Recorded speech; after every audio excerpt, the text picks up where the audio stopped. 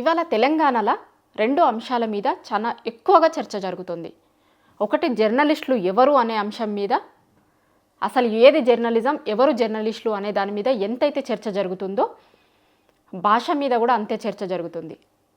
అది ఎవరు వాడినా సరే, ఎవరు మాట్లాడినా సరే, ఎవరు మాట్లాడుతున్న భాష మీదైనా సరే, రాజకీయ నాయకులు మాట్లాడుతున్న భాష మీద కావచ్చు, లేదు అంటే జనం మాట్లాడుతున్న భాష మీద కావచ్చు.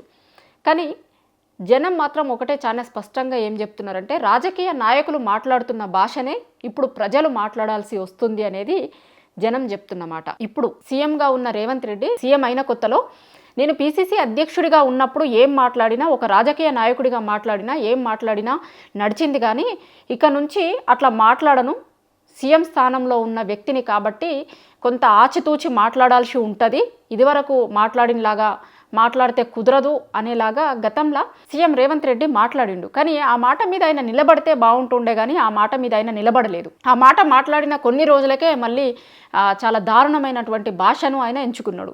ఇప్పుడు అట్లాంటి భాషనే తెలంగాణ జనం సీఎం మీద ఉపయోగిస్తున్నారు, ప్రభుత్వం మీద ఉపయోగిస్తున్నారు, పాలన మీద ఉపయోగిస్తున్నారు.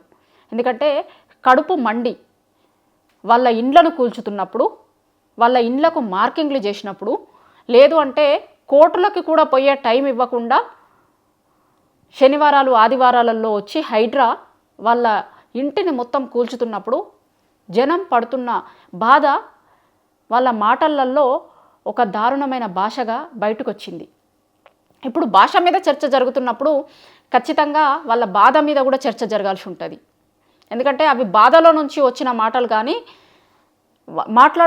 మాట్లాడాలి అన్న మాటలు కాదు అనేది ఎవరిని అడిగినా కూడా, ఏ జనంతో మాట్లాడినా కూడా చెప్తారు. సో ఆ భాష మీద ఇప్పుడు చర్చ జరుగుతుంది, బూతుల మీద చర్చ జరుగుతున్నాయి.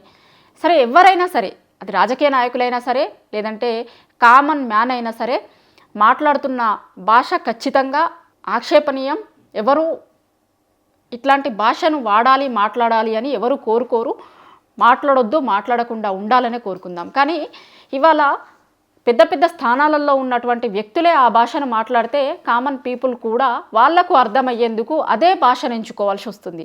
అదే భాషలో వాళ్ళు కూడా వాళ్ళ నిరసనను వ్యక్తం చేస్తున్నారు. ఇప్పుడున్న సీఎం రేవంత్ రెడ్డి కేసీఆర్ మీద కావచ్చు, లేదు అంటే కేంద్ర మంత్రి కిషన్ రెడ్డి మీద కూడా ఆయన ఈ మధ్యకాలంలో అట్లాంటి మాటలే మాట్లాడిండు.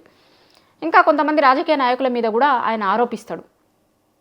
సో ఆ రాజకీయ నాయకుల మాట్లాడుతున్న మాటలు, సీఎం రేవంత్ రెడ్డి మాట్లాడుతున్న మాటలనే ఇవాళ చాలా మట్టుకు తెలంగాణ జనం, తెలంగాణ ప్రజలు, రైతులు, మహిళలు ఆయన మీద తిరిగి అదే భాషను ఉపయోగిస్తున్నారు. 15 నెలల కాలంలో చాలాసార్లు ఈ మాటలు అనే దానికంటే కూడా చాలాసార్లు అది బూతుల పర్వంగా ఉంది. చాలాసార్లు చాలామంది మాట్లాడినారు కూడా. సో ఇప్పుడు తెలంగాణ సమాజం అదే భాషను తిరిగి మాట్లాడుతుంది.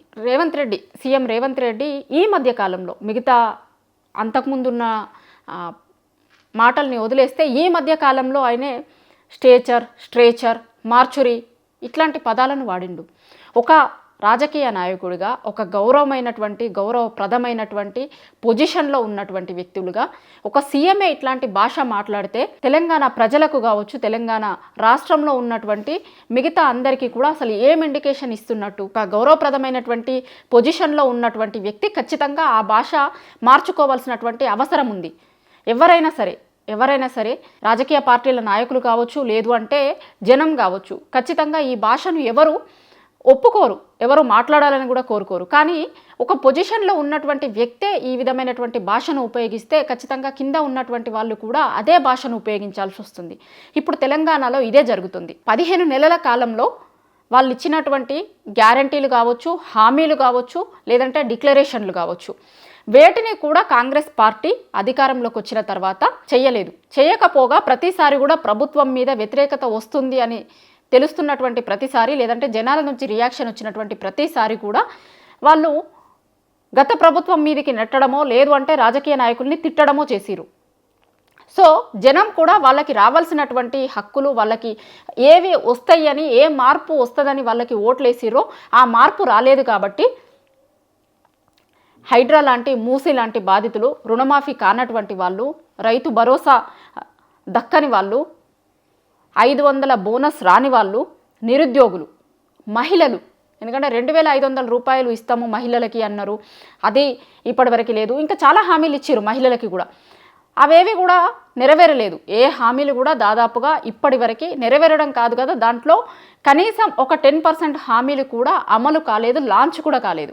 మనం చాలా పథకాలను చూసినాం, రేషన్ కార్డులు కావచ్చు, లేకపోతే ఇందిరమ్మ ఇండ్లు కావచ్చు, రైతు భరోసా కావచ్చు, జనవరి 26 రోజు ప్రారంభమైన ఈ పథకాలన్నీ ఇప్పుడు ఎక్కడి వరకు వచ్చినాయి అని అంటే, ఎంతవరకు సక్సెస్ అయినాయి, ఎంతమంది లబ్ధిదారులకి ఇప్పుడు వీటిని చేసినాము అంటే ప్రభుత్వం దగ్గర అసలు లెక్కలు అడిగితే ఎంతమందికి చేసిరు అనేటువంటి దాని మీద క్లారిటీ వస్తుంది. కానీ కనీసం సగం మందికి కూడా ఈ పథకాలకి సంబంధించి ఈ హామీలను నెరవేర్చినట్టు కనిపించదు. ఎందుకంటే ఇవేవి కూడా ఎవరికి ఉన్నటువంటి తెలంగాణ రాష్ట్రంలో ఉన్నటువంటి వాళ్ళందరికీ కూడా అందలేదు.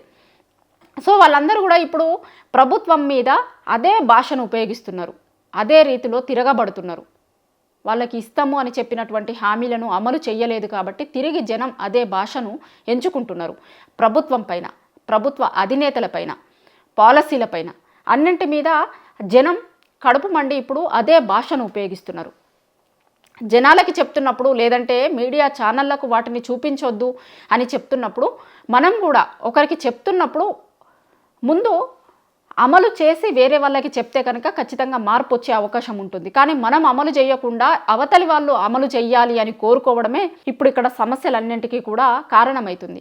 ఎందుకంటే ఈ మధ్య జరుగుతున్నటువంటి ఇన్సిడెంట్స్ జరిగిన తర్వాత కూడా సీఎం పదవిలో ఉన్నటువంటి వ్యక్తి చాలాసార్లు ఇదే రకమైనటువంటి భాషను మాట్లాడిండు, ఉపయోగించిండు. తాను వేరే వాళ్ళని విమర్శించవచ్చు, ప్రశ్నించవచ్చు, మాట్లాడవచ్చు, ఏదైనా చేయొచ్చు, కానీ వ్యక్తిగతంగా విమర్శలు చేయొచ్చు, ఏమన్నా చేయొచ్చు, కానీ తన మీద వ్యక్తిగత విమర్శలు చేయొద్దు, ప్రభుత్వాన్ని ప్రశ్నించొద్దు, మాట్లాడొద్దు అంటే ఖచ్చితంగా తప్పే అవుతుంది. మేమేమైనా చేయొచ్చు కానీ మా మీద తిరిగి అదే భాషను మాట్లాడొద్దు, లేదు అంటే మమ్మల్ని ప్రశ్నించొద్దు అని కోరుకోవడం ఎప్పుడూ కూడా పాలకులకి కరెక్ట్ కాదు. పాలకులు ఏ విధమైనటువంటి భాషనైతే వాడుతున్నారో, ఏ విధంగా వేరే వాళ్ళని ప్రశ్నిస్తున్నారో ఖచ్చితంగా ప్రజల వైపు నుంచి కూడా అదే ప్రశ్నలను పాలకులు ఎదుర్కోవాల్సి వస్తుంది. తాము వేరే వాళ్ళని ప్రశ్నిస్తాం, అడుగుతాం, నిలదీస్తాం, లేదంటే వ్యక్తిగతమైనటువంటి ఆరోపణలు చేస్తాం, కానీ అవతలి వైపు నుంచి అవే రకమైనటువంటివి వచ్చినప్పుడు మేము ఎట్టి పరిస్థితుల్లో సహించాం, ఎంత దూరమైనా పోతాం, ఉరికిచ్చి కొడతాం అనే మాటలు ఇప్పుడు సీఎం నోటి వెంటే వస్తే ఖచ్చితంగా జనం కూడా అవే మాటలను రిపీట్ చేసే అవకాశం కనిపిస్తుంది. ముందు పాలకులు మాట్లాడుతున్నటువంటి భాషను, పద్ధతిని మార్చుకున్న తర్వాత జనం దగ్గర నుంచి అట్లాంటి దాన్ని ఎక్స్పెక్ట్ చేస్తే కనుక బాగుంటుంది. కానీ మేము మాట్లాడతాం కానీ జనం ఆ విధమైనటువంటి భాషనో, లేకపోతే ఆ విధమైనటువంటి ప్రశ్నించే తనాన్నో మా మీద చెయ్యొద్దు అని కోరుకోవడం ఖచ్చితంగా అత్యాశ అవుద్ది. ఫస్ట్ మనం మారిన తర్వాత వేరే వాళ్ళ దగ్గర నుంచి దాన్ని ఎక్స్పెక్ట్ చేస్తే కనుక ప్రభుత్వం కానీ పాలకులు కానీ అది జరిగే అవకాశం ఉంటుంది.